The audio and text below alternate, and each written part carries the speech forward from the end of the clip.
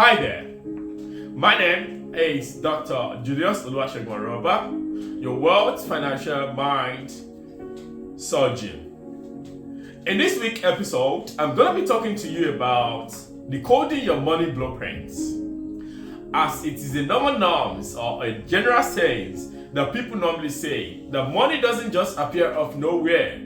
This is why some mindset or some believe that financial beliefs and attitudes helps you to shape the way you handle money. Today, often rooted in experiences and also the early experiences that you have received about money create a blueprint for you on how you view money and how you create a blueprint for your finances through your lifetime. But here is the truth. Money blueprints, it's about you not actually casting your stone in only one place. It's how you can decode it and uncode it, and how you understand where the money came from and how you can rewrite and align your financial growth about your finance. There are a lot of people that have actually been recognized about money blueprints, and their subconscious mind and attitude begin from them taking ownership and taking control of their finances and the future plan of their finance. The role of family dynamics is very important. It shapes your money mindset. If you come from a family where they say money doesn't grow on a tree, money is hard to get, you can never make it, you can never become wealthy except you do one thing or the other, which is the other thing that some people do. But here is it. From the moment you are born, you start absorbing some messages from your environment, the family you're born into, and people, and what people say, people that are close to you, and what your parents say, or your caregiver, or your extended family, what they say to you about money, and also nurture how you believe what money is all about. Whether they're explicit enough by teaching you about money or not, you were just exposed to their attitude and behaviors and the beliefs about finances. And this influences is very, very powerful, that it becomes so ingrained into your vein.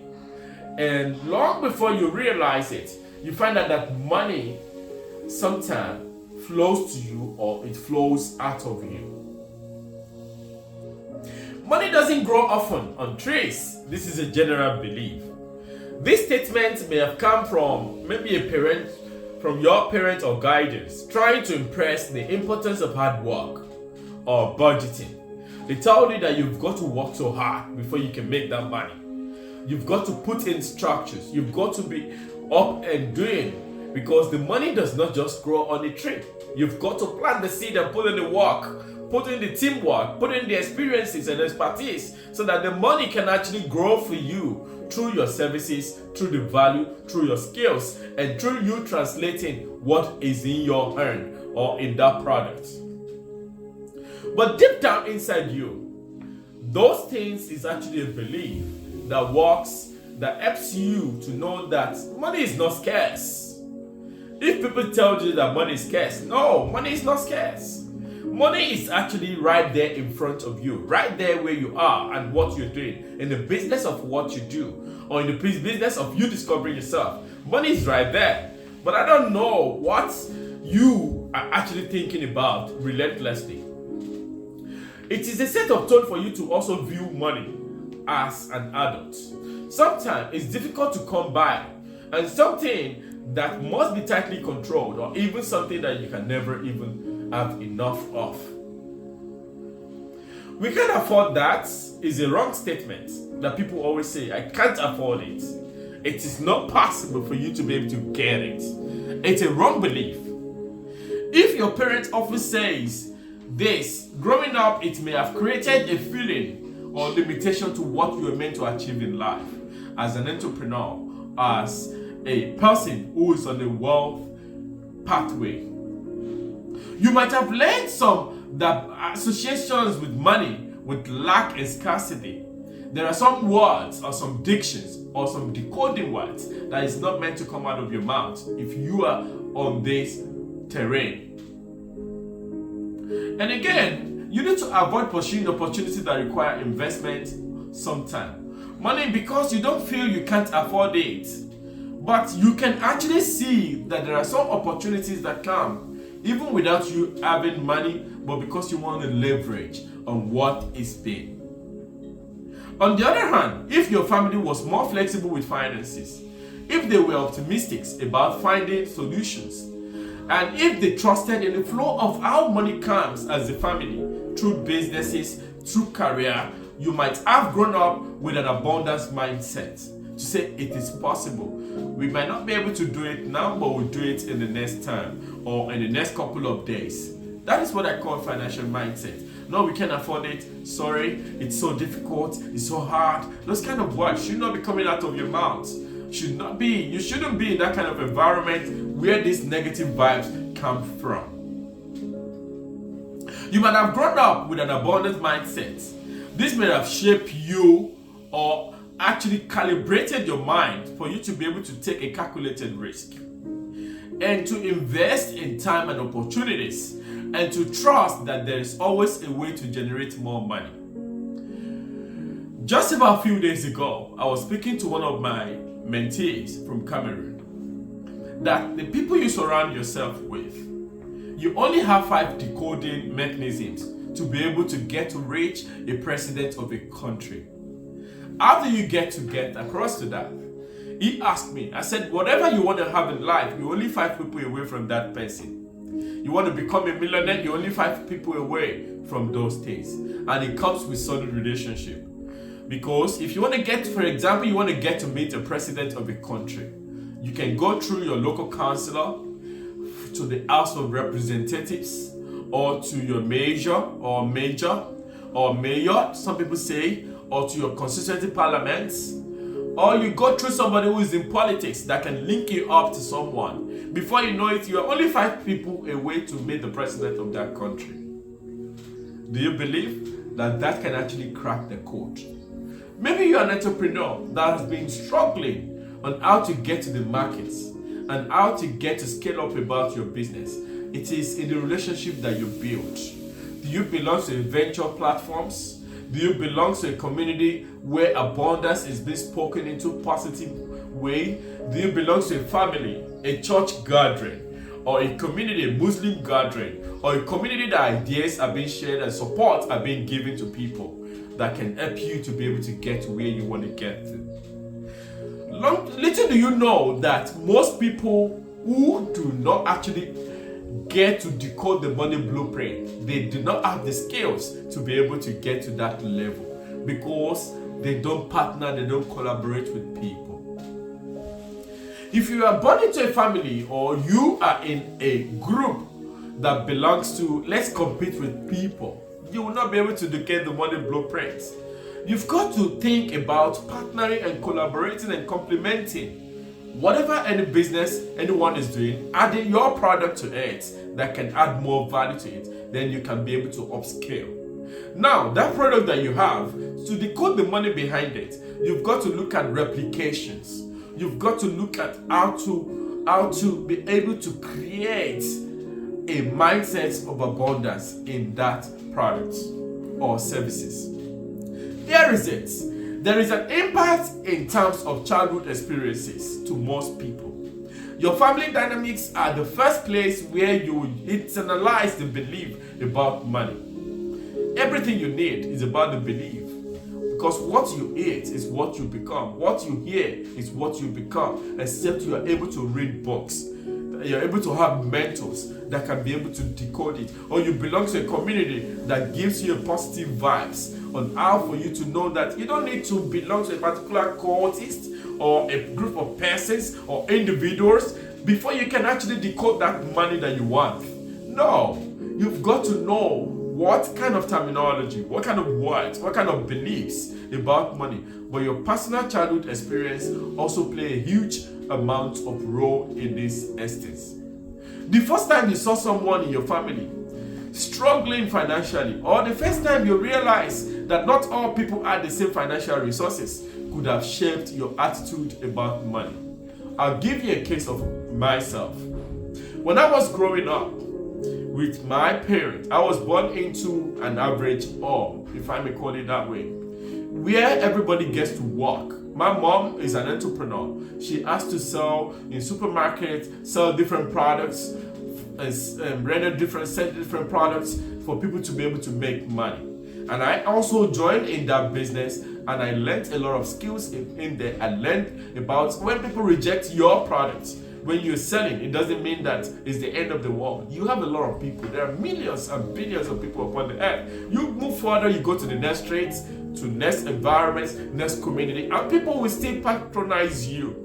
And from there, I also learned as an entrepreneur from my parents, from my mom especially, that you don't actually tend to give up on any product. You can turn it, you can replicate it, you can duplicate it, you can add more value to it. Maybe you give them extra when they're coming to buy those products from you. Next time when they're buying, when they want to buy, they'll say, oh, I remember, these are also people, they give us extra, which makes you to become, your products become much more valuable to people environment. My father, at an early stage of life, used to be a commercial driver for a normal, before he started on a journey of having a tire service company for cars along the line. Sometimes he comes home so depressed. Sometimes he comes home so having a lot of negative vibes. But still yet, he never gave up. But we learned something. Whenever we're having our family meetings, we have reviews that, okay, it learned some lessons in this area, and it become part of our daily journals as a family. For example, do you know that growing up during the time when your family experiences financial hardship, it's so hard? And sometimes, maybe your parents lost their job, or perhaps you went through a divorce, or perhaps you struggle to make an ends meet. Before you know it, you will see that there are stress and tensions that money problems causes, where you might have developed a fear of financial instability. There are some episodes that we've actually talked about in our masterclasses about how the 5 pillars of wealth. I would advise you to go through some of our masterclasses video that has been recorded so that you can listen to that. The fear might show up even in the life today as a reluctance for you to be able to spend money because of those negative biases or mindsets that you've gone through as a family or as an individual. You might have developed an attitude of financial ease. While this might have allowed you to take risks and pursue opportunities with confidence, then it could also lead to an unconscious sense of entitlement. Do you know what I did when I was growing up? I had to change my environment because I found out that if my people around me were negative vibes, I had to change the church where I was worshiping. I started going with people who I know that they were more advanced than me, the family, then the friends. Then I started learning good vibes. And before you know it, I started picking a lot of lessons. I started writing my own life story. And I registered my own company at an early stage about 15, 16 years ago. What we're talking about now is now a conglomerate. So, Oluwasegun Zillionaire Air Holding is actually a newest baby that we had to put out there. Oluwasegun Services Limited was the very first baby, as at 2009 was when it was conceived. In my college days, I used to be an entrepreneur who sells different products, but I have a different money code for financial blueprints. Now, another thing is, you need to identify your inherited money beliefs. You may not even realize that some of your financial beliefs were passed down to you from your parents or from whoever is your guardian or who must have shaped you. But they shaped everything from your spending habits to your investment strategies. For example, I'm going to give you guys another example. In recent times, my dad actually said he wanted to sell a land. And I said, yeah, you can go for it. He saw the land, do you know what he did? He replicated the land ×2 in investing more into a bigger and a very good one, because I was thinking if I was actually saying if what he has been learning from me in recent times is actually shaping his beliefs about money. Because he has seen me having lots of properties, investments because of the future. As at an early stage of mine, I started investing because I learned a lot of things from him. But today, I never knew that mentorship can actually come in a reverse order. I was learning from him. Today, he's learning from me because I'm much more vast and also vast traveled, vast experience in businesses, made a lot of mistakes, lost millions of dollars in businesses, but I learned lessons. But I never lose. It's a school fees that I just paid in there. So everything you do in life, it's for you to recognize the unconscious belief about money that you inherited. Whether we're money-related conversations, in your own growing up, how did your parents handle financial stress? Did they remain? What kind of financial role model do you have in your family? Do your family emphasize the importance of money? Some family teaches children about financial success. Money, some say money is the root of all evil. It's the wrong mindset. Money is never the root of all evil. Some will tell you that you have to work extremely hard to be able to decode the money. It's a wrong mindset. You can work hard and not make money. The guy who's pushing the wheelbarrow or the guy who's putting the loads on his head is not making money. People will tell you that people who have a lot of money are selfish. It's a wrong mindset. Money will bring happiness. Some will tell you money does not bring happiness, but when you have true money, it does bring happiness and peace to you. Although there are quite a lot of things, there is always enough money to meet your needs. Wealth is created by adding value to others. Money is a tool for freedom and opportunity. I believe you deserve financial success. And I want you to know that no matter what you do in life, you've got to know that your financial decisions depend on how you're going to be able to end. And I do hope you've actually been able to learn something good today on how to decode your money blueprints.